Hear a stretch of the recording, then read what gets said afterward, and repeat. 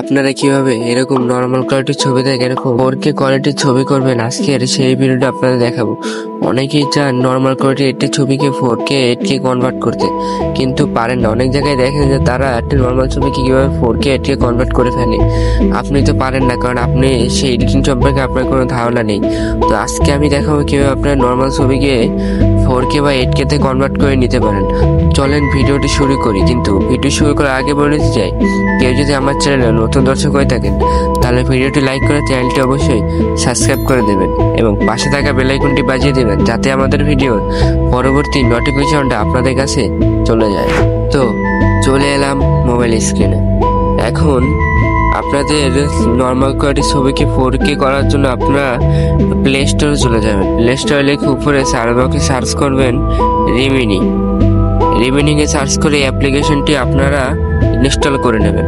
আমার ইনস্টল করা আছে, আমি জাস্ট ওপেন করে নিচ্ছি। ওপেন করে নেওয়ার পরে একটু লোডিং হতে টাইম নেবে। এরপর আপনারা যে যে পারমিশন চাই আপনারা সকল পারমিশন দিয়ে নেবেন। পরে আপনারা আপনাদের গ্যালারিতে চলে যাবেন। গ্যালারি থেকে যে কোনো একটি পিক নিয়ে আসবেন যেটাকে আপনারা 4K তে এনহ্যান্স করতে চাচ্ছেন। পিক নেওয়া হয়ে গেলে এখানে দেখতে পাবেন এনহ্যান্স, এখানে ক্লিক করবেন।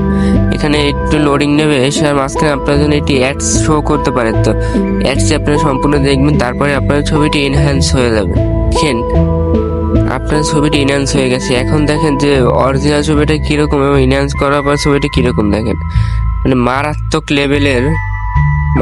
লেভেলের দেখাচ্ছে, মারাত্মক লেভেল। জুম করে দেখে এখন দেখেন ফাটতেছে না, কিন্তু এটা যদি ই করে দেখেন কিরকম ফাইটা যাচ্ছে। না আপনার বিফোর আপনারা দেখতেই পাচ্ছেন আগে কিরকম ছিল আর এখন কিরকম, মানে অস্থির বলতে গেলে যে এতটা কোয়ালিটিফুল কিভাবে একটি ছবি হতে পারে।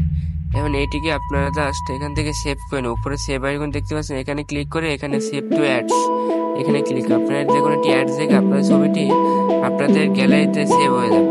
এরপরে কি করবেন আপনারা, আপনাদের ছবি তো ইনহ্যান্স হয়ে গেল। এরপরে আপনারা আবার আপনাদের ফোনে প্লে স্টোরে চলে যাবেন। এখানে লিখবেন লাইট রুম লিখে সার্চ করে লাইট রুম অ্যাপ্লিকেশন